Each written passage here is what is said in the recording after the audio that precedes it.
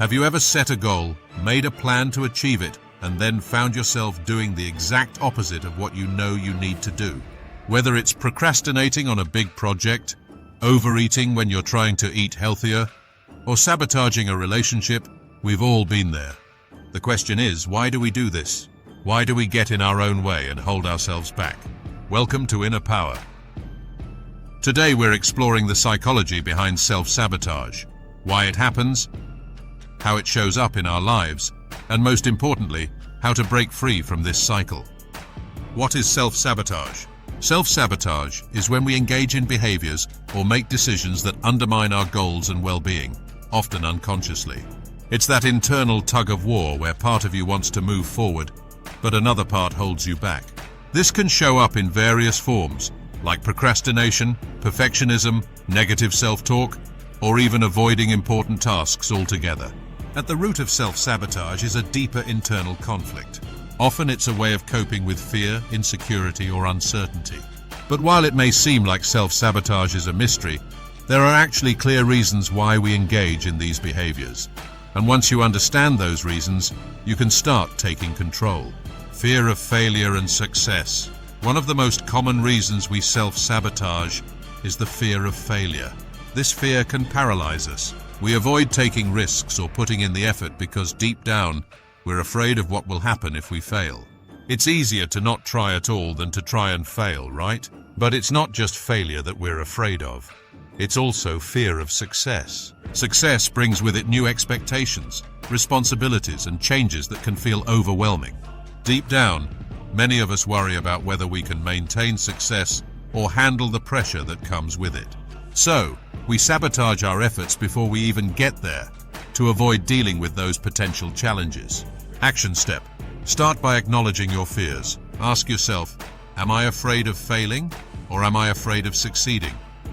Recognizing this is the first step to breaking free from those fears. Negative self-image and low self-worth. One of the biggest drivers of self-sabotage is how we see ourselves. If you hold a negative self-image or believe that you're not worthy of success, love, or happiness, you're likely to sabotage any efforts toward achieving those things. We often act in ways that align with our self-beliefs.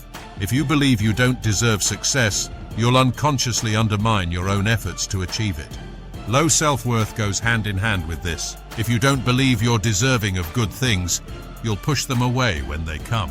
This could look like turning down career opportunities, pushing people away in relationships, or engaging in unhealthy habits. When your self-worth is low, you're more likely to engage in behaviors that reinforce that belief, even though they may hurt you in the long run. For example, if you've always thought of yourself as bad with money, you might sabotage financial success by overspending or avoiding budgeting. If you believe you're not good enough for a promotion, you might procrastinate on the work that could help you earn it. Your actions often reflect the story you tell yourself about who you are. Pro tip. To shift this, work on challenging these negative beliefs and replace them with positive affirmations. Repeating statements like, "I am deserving of success," or "I am capable of achieving my goals," can help reshape your self-image and self-worth over time. Perfectionism and procrastination. Perfectionism is often a mask for self-sabotage. On the surface, it may seem like you're setting high standards for yourself, but in reality, perfectionism can prevent you from taking action at all. If you're always waiting for the perfect time or trying to make something flawless before you start, you end up procrastinating and ultimately sabotaging your progress. Perfectionists often have an all-or-nothing mindset. If they can't do something perfectly, they won't do it at all. This fear of not being perfect stops many of us from taking the first step. We tell ourselves, "I'll start when everything is just right." But the truth is, waiting for perfection is just another form of self-sabotage. Action step. Start before you're ready. Give yourself permission to be imperfect.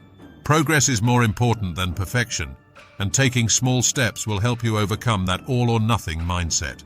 Comfort zones and fear of change. We all have comfort zones, and while they may be safe and familiar, they're also limiting. Self-sabotage often occurs because stepping outside of our comfort zone triggers discomfort or fear of the unknown. Change, even positive change, can feel threatening. So we stick to what's familiar, even if it's not serving us. Think about how often you've held back from pursuing a new opportunity, a relationship, or a lifestyle change because it felt uncomfortable. Self-sabotage keeps you in that familiar place where you feel in control, even if deep down you know you're capable of more. Pro tip: start by pushing the boundaries of your comfort zone with small, manageable actions. The more you practice stepping into discomfort, the easier it becomes to embrace change and take risks. How to break the cycle of self-sabotage. Now that we've identified the reasons behind self-sabotage, how do we break the cycle? It starts with self-awareness. Begin noticing when and how you sabotage yourself. Do you procrastinate before a big project? Do you avoid taking risks or criticize yourself harshly when things don't go perfectly? Once you recognize the pattern, the next step is to challenge it. Ask yourself why you're sabotaging yourself. Are you afraid of failure or success? Are you worried about stepping out of your comfort zone?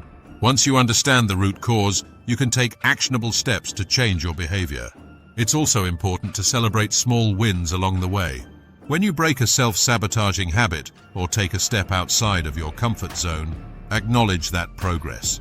Positive reinforcement helps rewire your brain to associate effort and risk with rewards.